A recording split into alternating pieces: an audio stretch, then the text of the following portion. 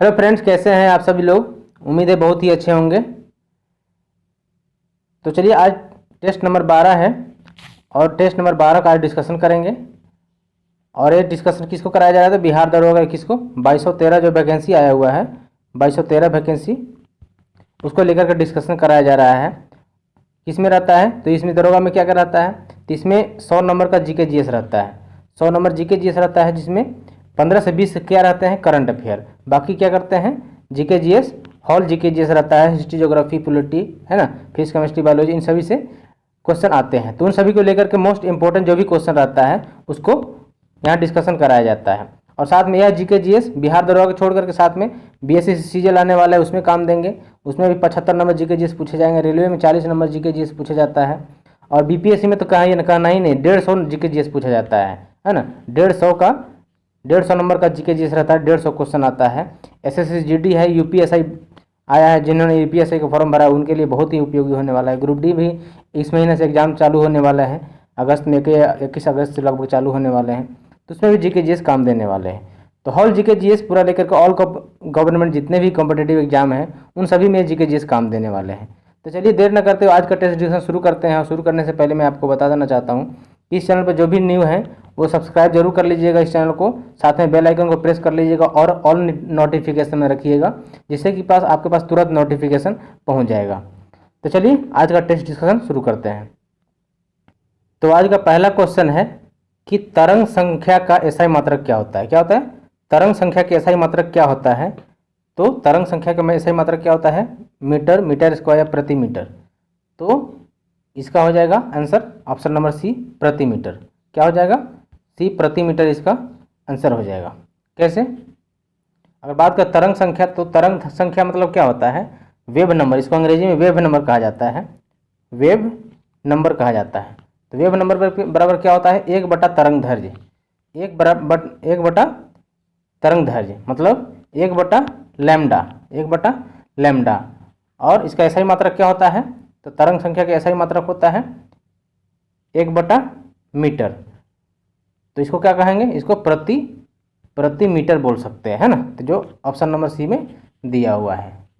और एक तरंग दैर्घ्य बराबर क्या होता है? तो एक तरंग दैर्घ्य बराबर क्या होता है? एक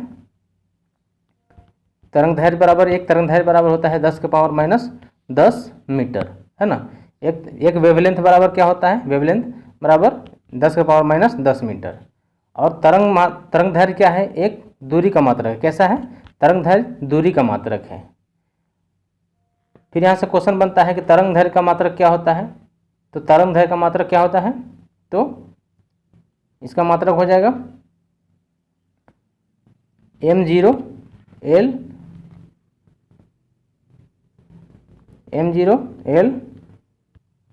तो इसका होगा l, क्योंकि तरंग दैर्घ्य का मात्रक क्या होता है? मीटर होता है ना। तो मीटर का दूरी का मात्रक क्या होता है? l। तो इसका हो जाएगा m0l/t0, इसका बीमा हो जाएगा। और तरंग संख्या का बीमा क्या होगा? तो तरंग संख्या का बीमा हो जाएगा 1/λ, तो हो जाएगा 1/मीटर। तो इसका बीमा क्या हो जाएगा? m0l-1t0, इसका बीमा हो जाएगा। चलते हैं नेक्स्ट क्वेश्चन पे। एक एंगस्ट्रम बराबर क्या होता है? तो एक एंगस्ट्रम बराबर होता है 10⁻⁻10 मीटर होता है ना। एक एंगस्ट्रम बराबर क्या होता है? 10⁻⁻10 मीटर, जो तरंग दैर्घ्य का मात्रक होता है। क्या होता है? एक एंगस्ट्रम बराबर पूछा जा चुका है क्वेश्चन, क्या होता है? 10⁻⁻10 मीटर होता है।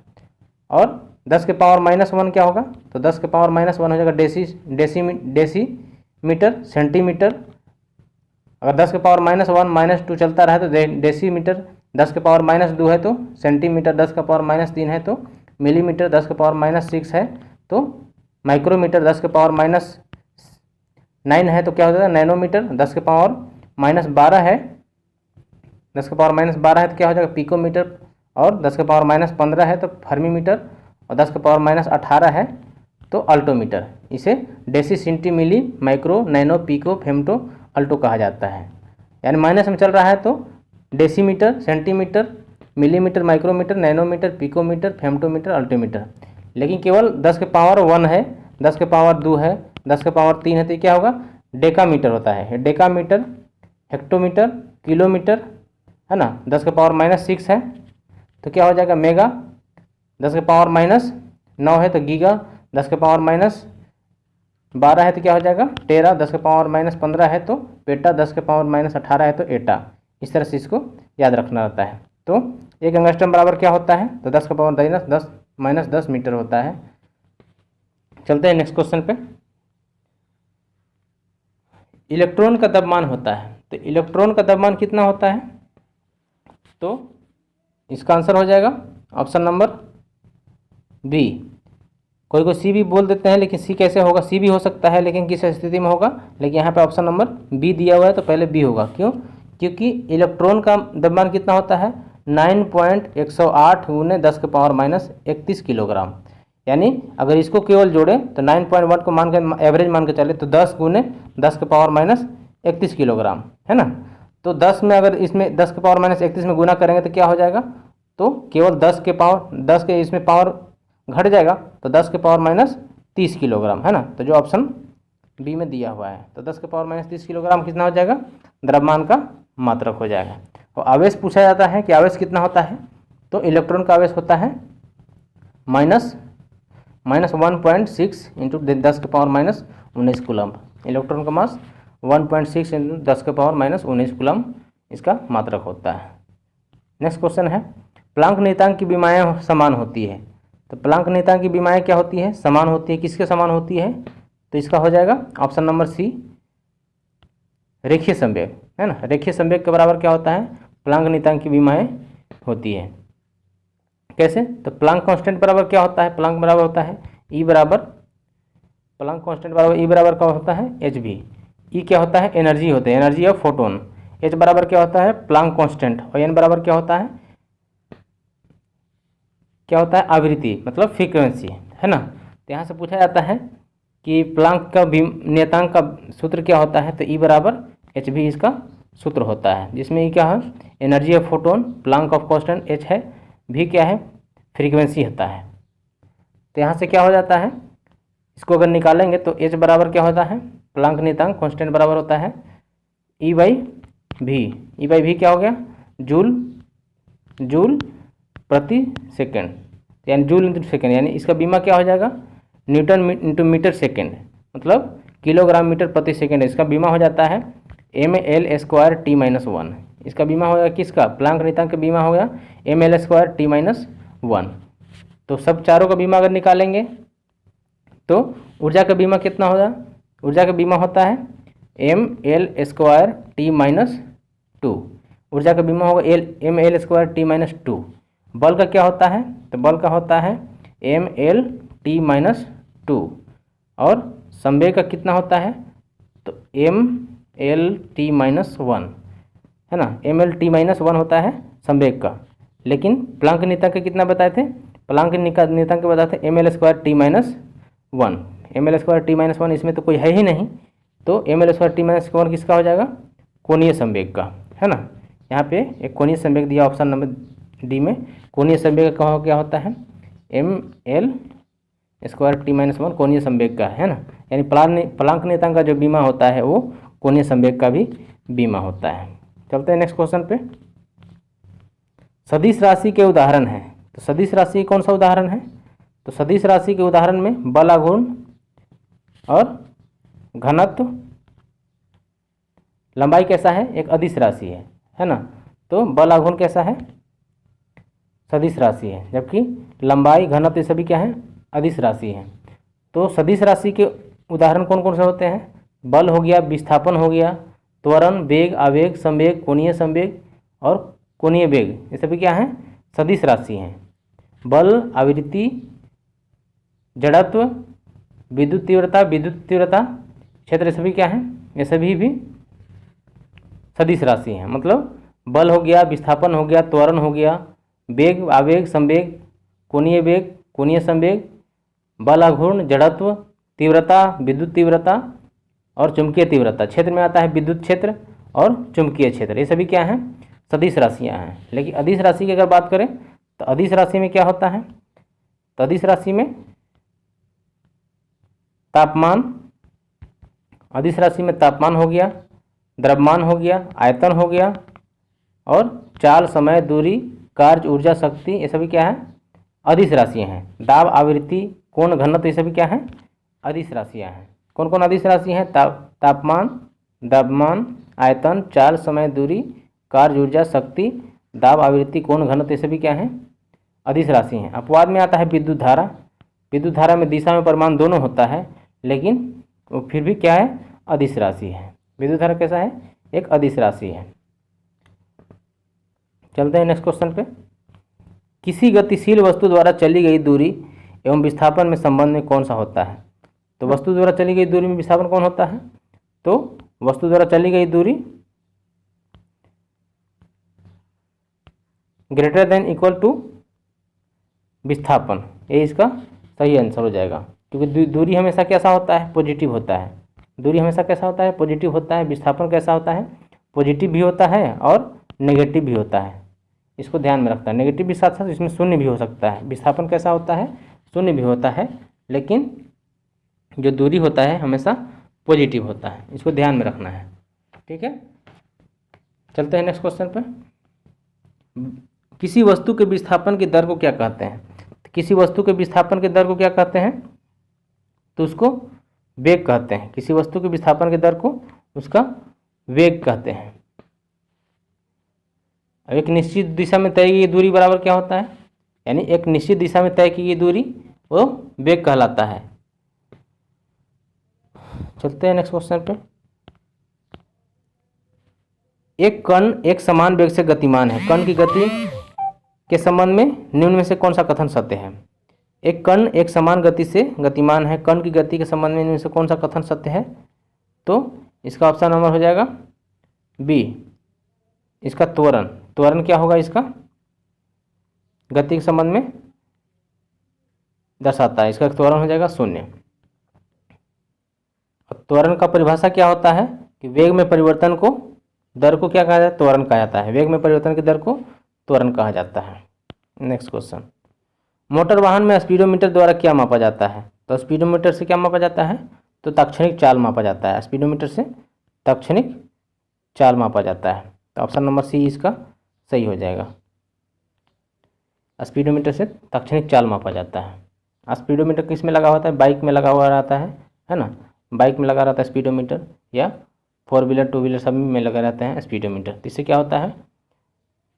चाल मापा जाता है, ताक्षणिक चाल मापा जाता है। चलते हैं नेक्स्ट क्वेश्चन पे। यदि किसी वस्तु को प्रारंभिक वेग u से ऊपर की ओर फेंका जाता है और यदि वस्तु तय की दूरी अधिकतम ऊंचाई का मान होता है क्या? तो इसका आंसर हो जाएगा u²/2g। u²/2g, option number C सही हो जाएगा। क्यों? क्योंकि हाइट बराबर क्या होता है? फॉर्मूला होता है u² × sin² θ/2g, है ना। इसका एक फार्मूला होता है। ये फिजिक्स से क्वेश्चन है। चलते हैं नेक्स्ट क्वेश्चन पे।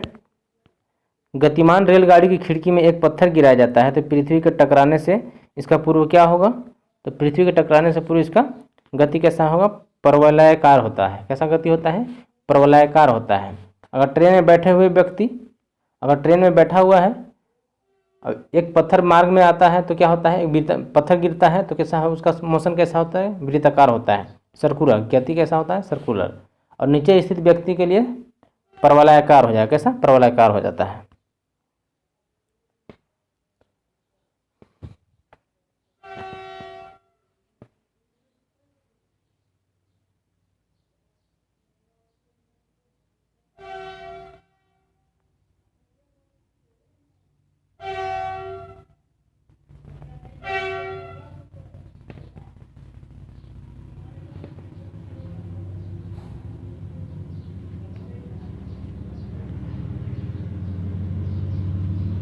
नेक्स्ट क्वेश्चन है कि किसी गतिशील पिंड के संवेग को व्यक्त किया जाता है। किससे व्यक्त किया जाता है?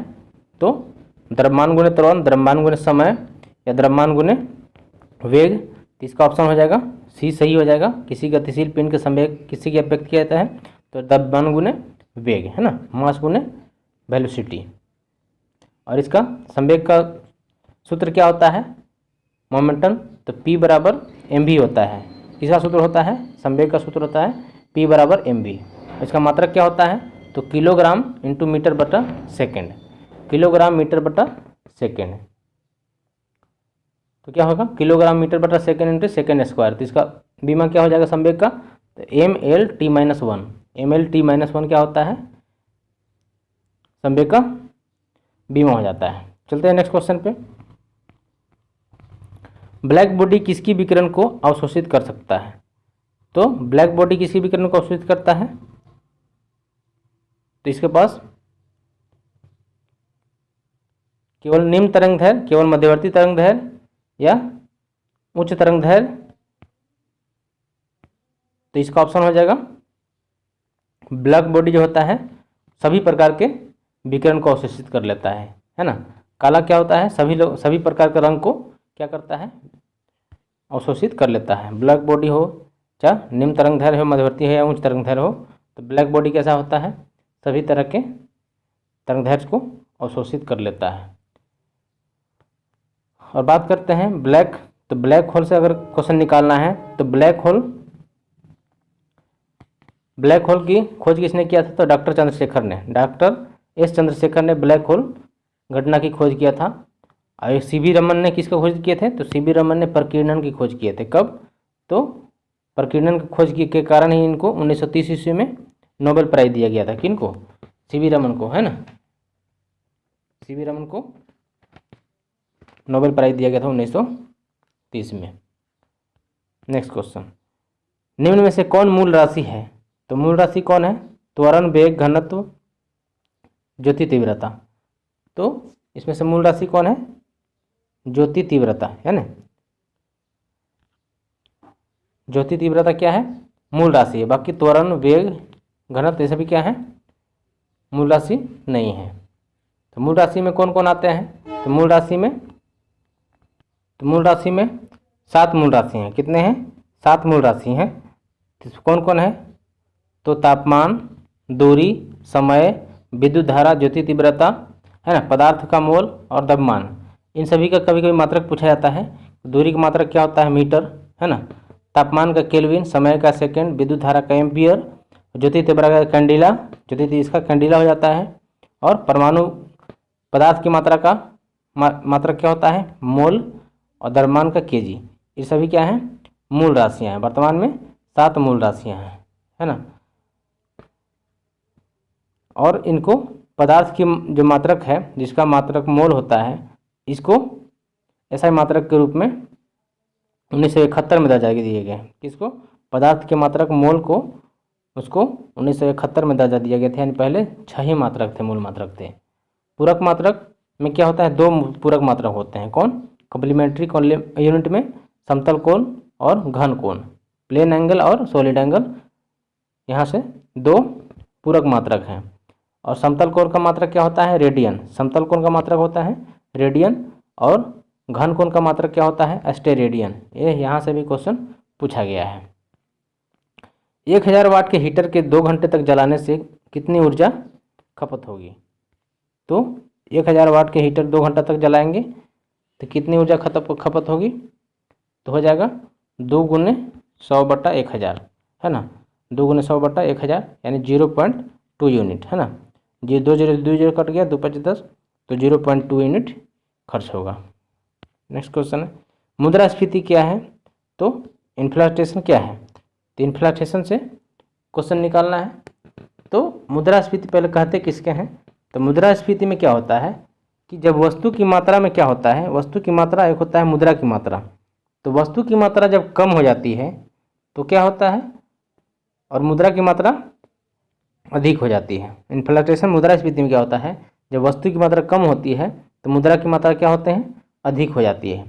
और वस्तु की आपूर्ति कम हो जाती है और मुद्रा की आपूर्ति क्या होती है, अधिक हो जाती है।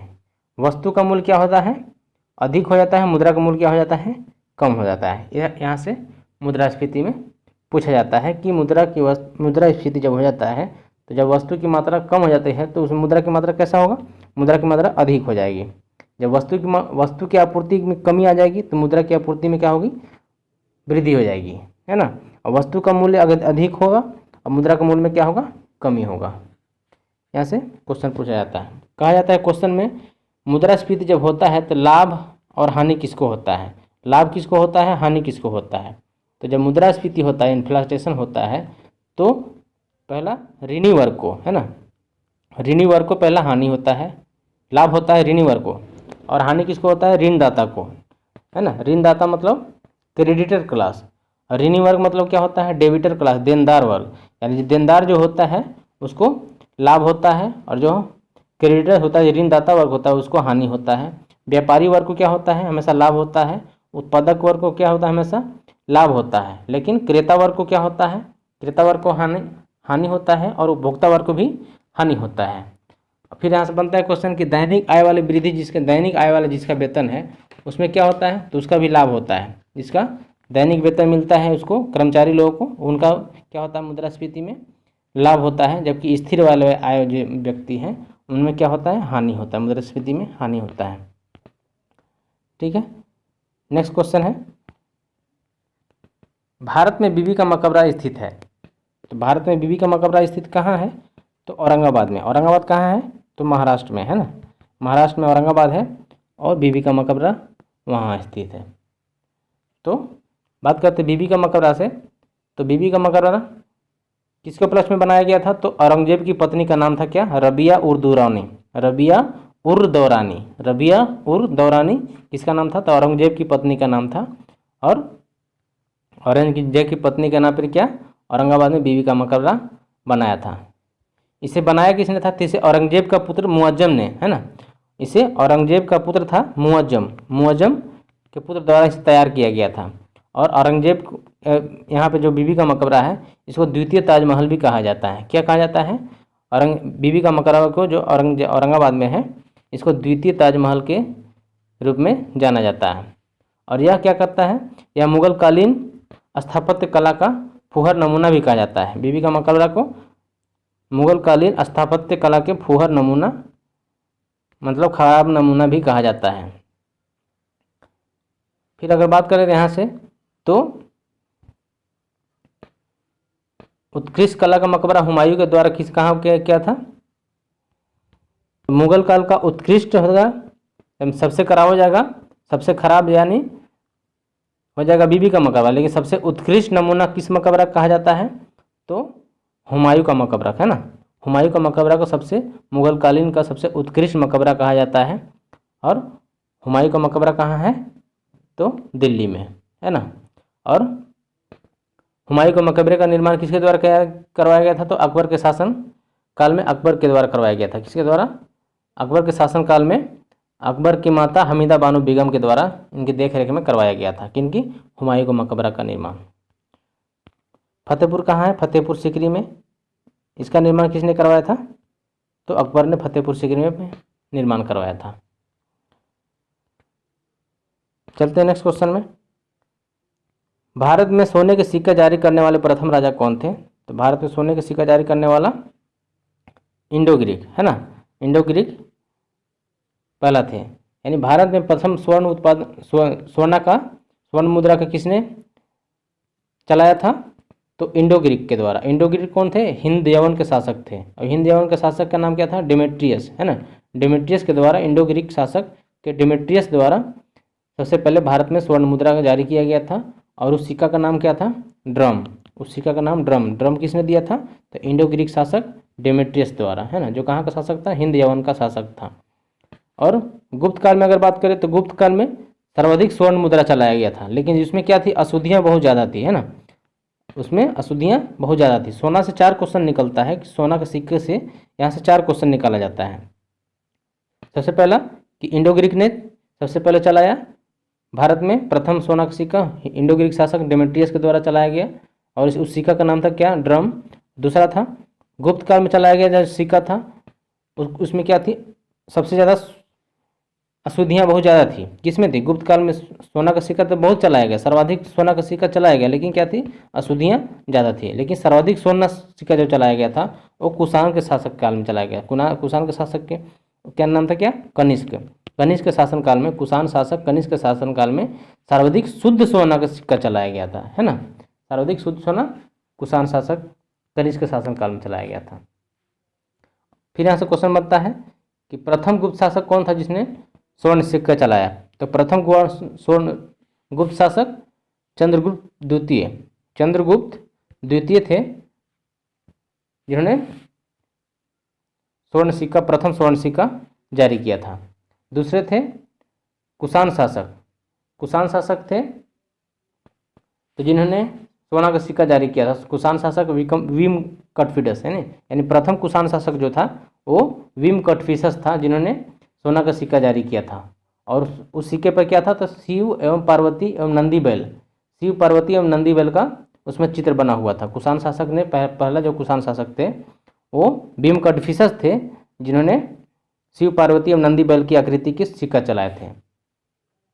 और कुषाण वंश के संस्थापक कौन थे, तो कुजुल कटफिसस। कुषाण वंश के संस्थापक कभी कभी पूछ देता है कि इसका संस्थापक कौन थे, तो कुजुल कटफिसस। और इनके सिक्के पर कौन सी आकृति बनी हुई थी, तो त्रिशूल की आकृति बनी थी। कैसा त्रिशूल कैसा होता है, ऐसा होता है। तो त्रिशूल की आकृति की बनी हुई थी किसके, कुषाण शासक के संस्थापक कुजुल कटफिसस के, है ना। फिर अगर बात करते हैं चांदी का मुद्रा, तो चांदी का मुद्रा कौन जारी किया था, तो चांदी का मुद्रा रूपयक, चांदी का मुद्रा रूपयक को जारी किया था चंद्रगुप्त द्वितीय ने। चंद्रगुप्त द्वितीय ने चांदी का रूपयक जारी किया था।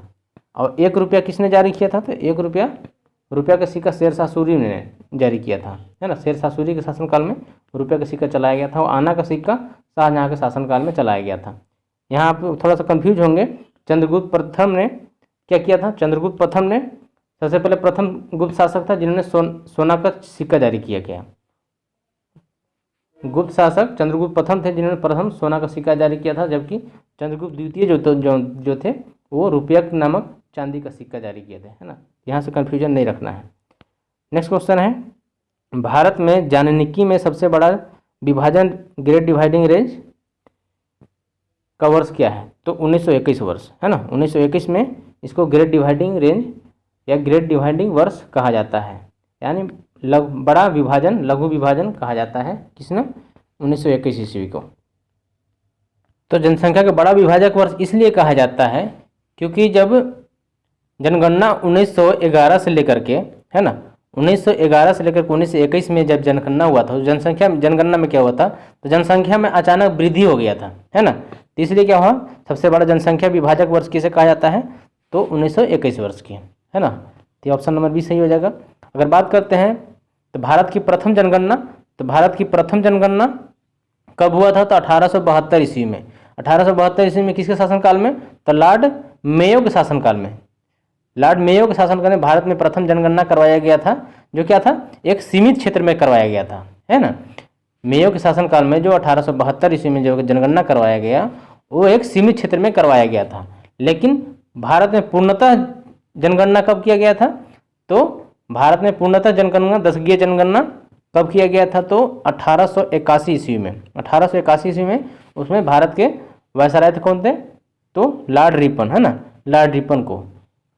तो लॉर्ड रिपन के शासनकाल में भारत में 10वीं जनगणना की पूर्णतः जनगणना की शुरुआत किया गया, यानी प्रथम जनगणना लॉर्ड रिपन के शासनकाल में 1881 ईस्वी में किया गया था।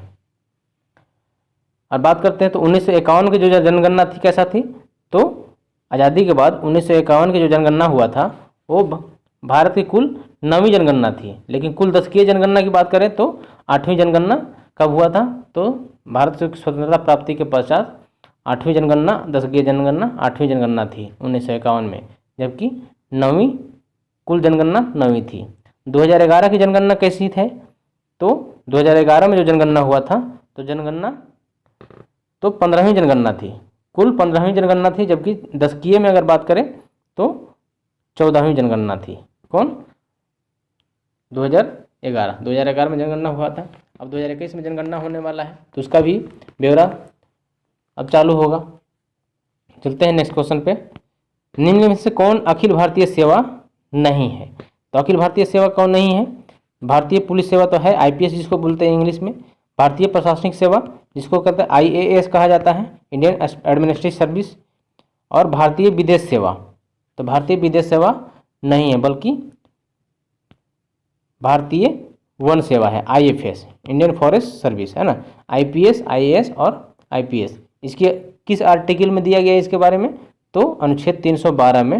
अनुच्छेद 312 में क्या किया था, IAS, IPS और IFS के बारे में चर्चा किया गया है। नेक्स्ट क्वेश्चन है, आधुनिक ओलंपिक जनक किसे कहा जाता है? तो आधुनिक ओलंपिक जनक पियर डे कुबर्टिन को कहा जाता है। कब? तो 1896 ईस्वी में, है ना। 1896 ईस्वी में पियर डे कुबर्टिन को आधुनिक ओलंपिक का जनक माना जाता है। हेलमेट कप निम्नलिखित में से किस खेल से संबंधित है? तो हेलमेट कप जो संबंधित है वो किससे है? तो टेनिस से, है ना। टेनिस से हेलमेट कप संबंधित है। नेक्स्ट क्वेश्चन है, एक अपारदर्शी वस्तु के रंग का कारण प्रकाश के वह रंग है जिसे वह कैसा करता है? तो वह परावर्तित कर देता है। कैसा करता है? परावर्तित कर देता है। इसका ऑप्शन नंबर सी सही हो जाएगा। अपारदर्शी वस्तु का रंग क्या होता है? हमेशा परावर्तित होता है। वस्तु की रंग अगर बात करते हैं तो प्रकाश के रंग पर निर्भर करता है। वस्तु का रंग जो होता है वो कैसा? प्रकाश के रंग पर निर्भर करता है। यदि सभी रंग का परिवर्तन हुआ है तो समझ लीजिए क्या होता है, यानी सभी रंग का परिवर्तन हो गया है ना। बेजानी ही पे नाला है ना, 7 गो रंग है, वो 7 रंग का अगर परिवर्तन हुआ तो समझिए कि वो रंग कैसा है? सफ़ेद है। सफ़ेद रंग का परिवर्तन हो जाता है। यदि सभी वस्तु का रंग अवशोषण होता है तो वस्तु का रंग कैसा है? काला, है ना। यानी काला सभी रंगों को अवशोषित कर लेता है। यदि सभी वस्तु का रंग प्रकाश के केवल लाल रंग का परिवर्तन हुआ है तो समझिए कि वस्तु का रंग केवल लाल है ना। लाल वस्तु जिस वस्तु का रंग का लाल रंग का है तो केवल लाल ही रंग को परिवर्तित करता है, जिसको परिवर्तन करता है। नीला रंग का है तो नीला रंग का परिवर्तन करेगा। लेकिन सफ़ेद और काला में क्या है? सफ़ेद सभी रंग को अवशोषित कर लेता है, सभी रंग को परावर्तित कर देता है, और काला सभी रंगों को अवशोषित कर लेते हैं। ध्यान में रखना है। नेक्स्ट क्वेश्चन है, नीली क्रांति ब्लू रिवोल्यूशन किससे संबंधित है? तो नीली क्रांति ब्लू रिवोल्यूशन मत्स्य पालन से संबंधित है। किससे? मत्स्य पालन से संबंधित है, जिसको नीली क्रांति कहा जाता है। ऑप्शन नंबर डी में दिया गया है। और उर्वरक क्रांति का संबंध किससे है? तो भूरी क्रांति का संबंध उर्वरक क्रांति से। तिलहन का संबंध क्या है? तो पीली क्रांति। पीली क्रांति का संबंध तिलहन से है। और रजत क्रांति का संबंध किससे है? तो अंडा से है। रजत क्रांति का संबंध अंडा से। जब सीमांत उपयोगिता शून्य होती है तो कुल उपयोगिता क्या होती है? तो जब सीमांत उपयोगिता शून्य होती है तो कुल उपयोगिता क्या होती है? अधिकतम होती है। तो ऑप्शन नंबर सी सही हो जाएगा। क्यों? क्योंकि मार्जिनल यूटिलिटी क्या होती है? सीमांत उपयोगिता क्या होती है? मार्जिनल यूटिलिटी इसको बोलते हैं। सीमांत उपयोगिता 3 प्रकार के होते हैं। कैसा होता है? पॉजिटिव होता है और नेगेटिव होता है और शून्य होता है। तो इसमें क्या होता है? जब पॉजिटिव रहेगा तो कुल उपयोगिता में वृद्धि होती है, जब नेगेटिव रहेगा तो कुल उपयोगिता में क्या होता है? कमी होती है। शून्य में क्या होता है? कुल उपयोगिता में सर्वाधिक हो जाता है, जो ऑप्शन नंबर सी में दिया गया है। किस कंपनी के ऋण धारक पत्र उससे क्या कहते हैं?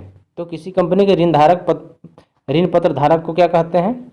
तो ऋण पत्र धारक को लेनदार कहते हैं। क्या कहते हैं? लेनदार कहते हैं, जिसको कहते हैं ऋणदाता या क्रेडिटर क्लास, है ना।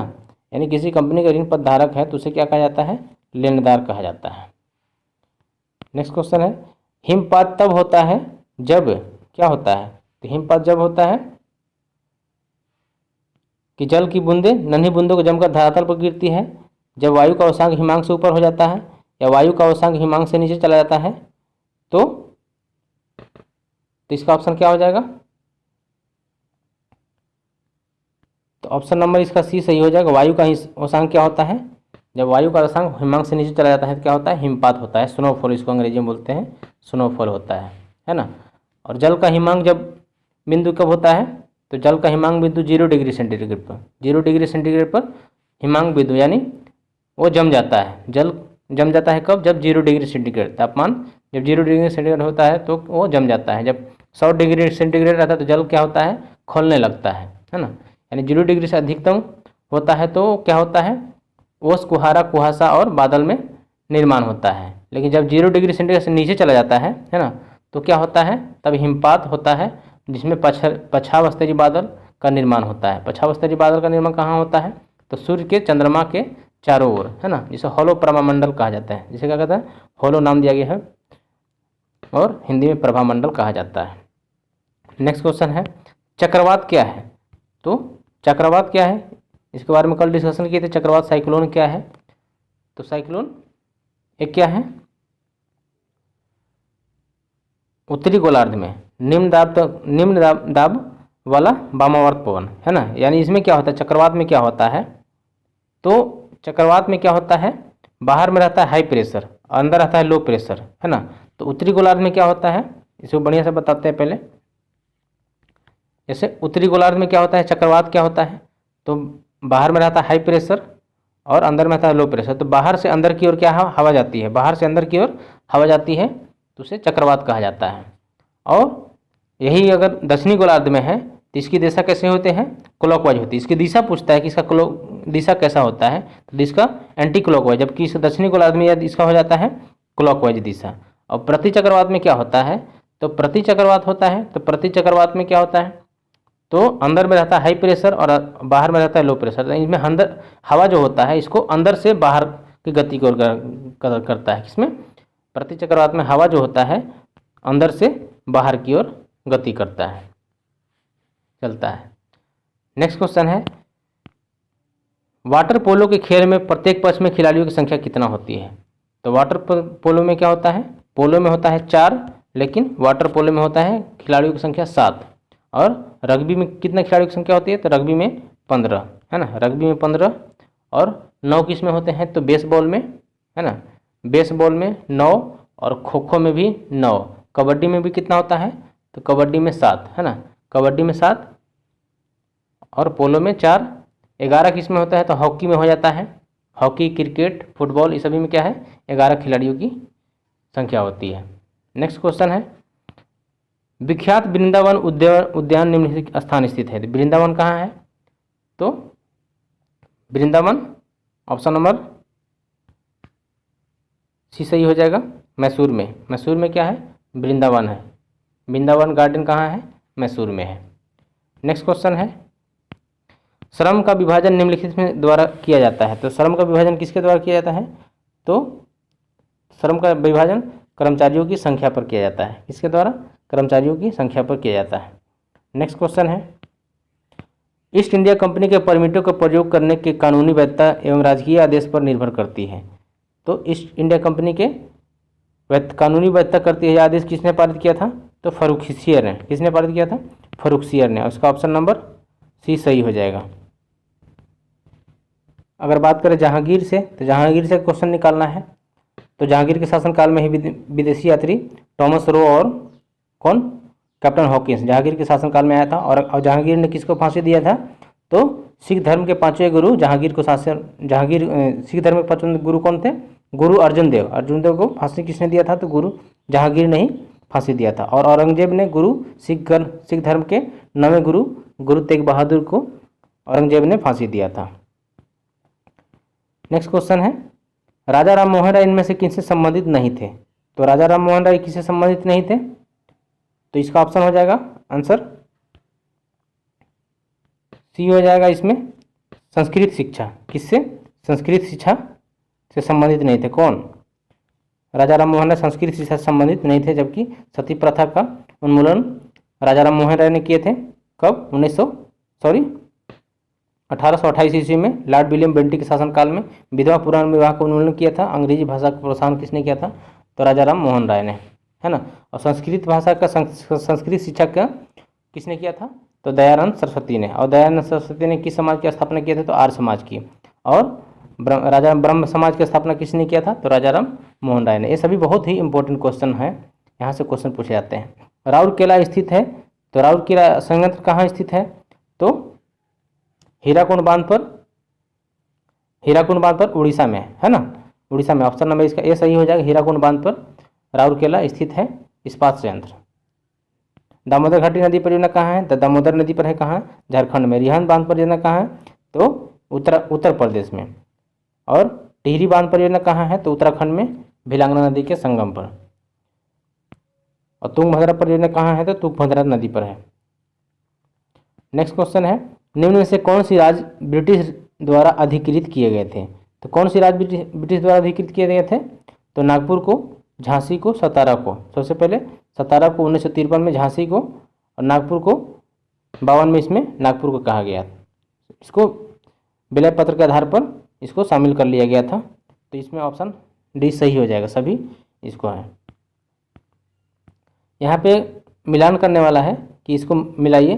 तो जयदेव की अगर बात करें तो लक्ष्मण सेन के दरबारी कवि थे कौन? जयदेव, है ना। जयदेव। बिल्हन किस में थे? तो बिल्हन विक्रमादित्य 6 के दरबारी कवि थे। अमर सिंह किसके थे? तो चंद्रगुप्त द्वितीय के। और वागपति राजा कन्नौज के राजा यशोवर्मन। नेक्स्ट क्वेश्चन है, सही कालक्रम को बताइए, यानी कालक्रम बताना है कि सबसे पहले कौन सी घटना घटित है। सबसे पहले कौन सी घटना घटी थी? तो ऑप्शन के अनुसार सांप्रदायिक निर्णय 1932 ईस्वी में। 1932 में साइमन आयोग कब आया था? तो 1928 ईस्वी में, है ना। 1928 ईस्वी में। प्रथम गोलमेज सम्मेलन कब हुआ था? तो 1930 ईस्वी में। और गांधी इरविन समझौता कब हुआ था? तो गांधी इरविन समझौता हुआ था 5 मार्च 1931 को। 5 मार्च 1931 को क्या हुआ था? गांधी इरविन समझौता हुआ था। तो सबसे पहला क्या हो जाएगा? Simon commission 1928, Simon commission 1928। और 1930 क्या हो जाएगा? गोलमेज सम्मेलन। तो 30 में गोलमेज सम्मेलन। और गांधी इरविन सम्मेलन 31 और 32 में सांप्रदायिक पंचायत सांप्रदायिक निर्णय की चर्चा किया गया था। नेक्स्ट क्वेश्चन है, जब किसी एक्स वस्तु की स्थापन कीमत उतरती है तो एक्स की मांग क्या होती है? तो जब एक्स की स्थापन कीमत उतरती है तो एक्स की मांग क्या होती है? तो एक्स की मांग भी उतरती है। ऑप्शन नंबर बी सही हो जाएगा, उतरती है। भारतीय ही नहीं वस्तुतः विश्व में भी इस तरह के व्यक्ति को पूर्णतः नहीं देख पाएगा। किसने कहा था? तो भारतीय ही नहीं बल्कि पूरा विश्व भी ऐसे व्यक्ति को नहीं देख पाएगा। किन्होंने कहा था? तो लॉर्ड माउंटबेटन ने। किसके बारे में कहा था? तो महात्मा गांधी के बारे में कहा था। क्यों? क्योंकि जब कलकत्ता में दंगा हुआ था उस समय, तो महात्मा गांधी ने ही अपने एक लाठी के बदौलत अपने पूरे सभा को इन्होंने क्या किया था? शांत कर दिया था। मतलब जो 1000 बंदूकधारी नहीं कर पाए थे वो अकेले माउंटबेटन ने कहा था कि ये महात्मा गांधी ने अकेले कर दिखाए थे। तो ऐसा व्यक्ति दोबारा विश्व में नहीं मिलेगा। ये लॉर्ड माउंटबेटन नहीं कहा जाता। और लॉर्ड माउंटबेटन को भारत का प्रथम गवर्नर जनरल कहा जाता है। आज़ाद भारत का प्रथम गवर्नर जनरल, जबकि आज़ाद भारत का प्रथम भारतीय गवर्नर जनरल श्री चक्रवर्ती राजगोपालाचारी को भारत का प्रथम भारतीय गवर्नर जनरल कहा जाता है ना। और प्रथम वायसराय लॉर्ड कैनिंग को कहा जाता है। लॉर्ड कैनिंग को भारत का प्रथम वायसराय कहा जाता है। नेक्स्ट क्वेश्चन है,